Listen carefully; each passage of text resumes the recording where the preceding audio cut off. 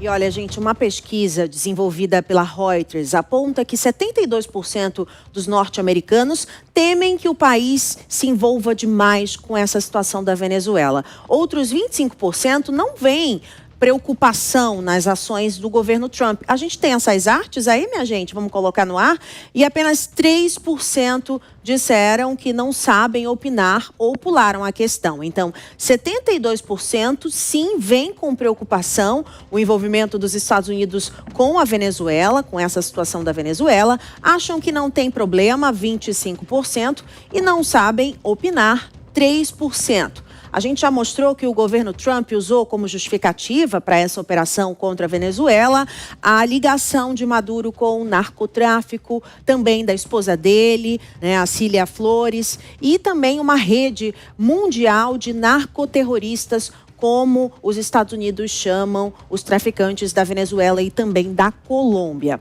Agora, vamos tentar entender como é que vai ficar a imagem de Donald Trump dentro ali do território americano, perante a opinião pública, depois de tudo isso, com os nossos comentaristas, a Deise Ocari e o Valdir Bezerra. Vou começar com a Deise. Deise, você acredita que interfere na popularidade de Trump para pior ou para melhor toda essa articulação na Venezuela? Eu acredito que sim, Márcia, porque os americanos, eles ainda estão enfrentando a questão do custo de vida, que para eles ainda tem sido bastante alto, e da saúde.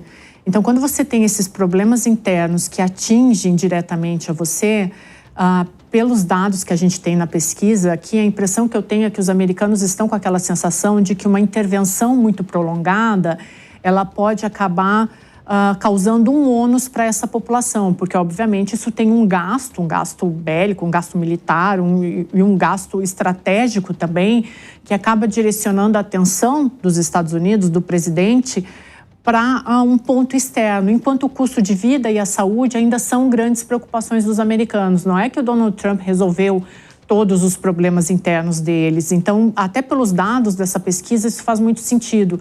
Eu acredito que se essa questão da Venezuela, com todas as outras questões internacionais que os Estados Unidos têm, é óbvio que a gente poderia falar horas aqui sobre a questão do inimigo em comum, mas se essa questão da Venezuela, pelos dados trazidos aqui, ela se prolongar muito, eu acredito sim que com a relação interna existente hoje nos Estados Unidos, a popularidade do presidente Donald Trump ela pode diminuir sim, Márcia.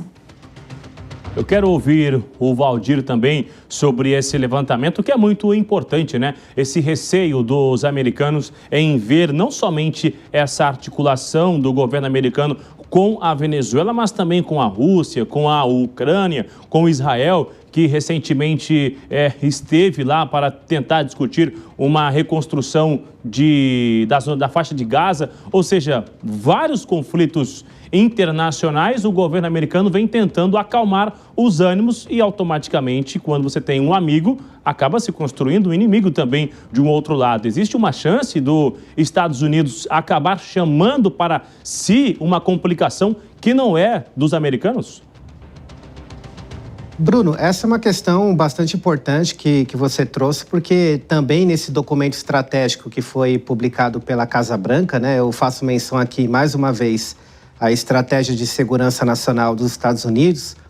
Existe uma preocupação, né, de Trump, de Washington, a respeito de limitar a influência, novamente, no hemisfério ocidental, de potências estrangeiras, de fazer com que os países da América não tenham os seus ativos nas mãos de potenciais adversários dos Estados Unidos. E quando a gente fala de potenciais adversários, a gente fala justamente de China e de Rússia.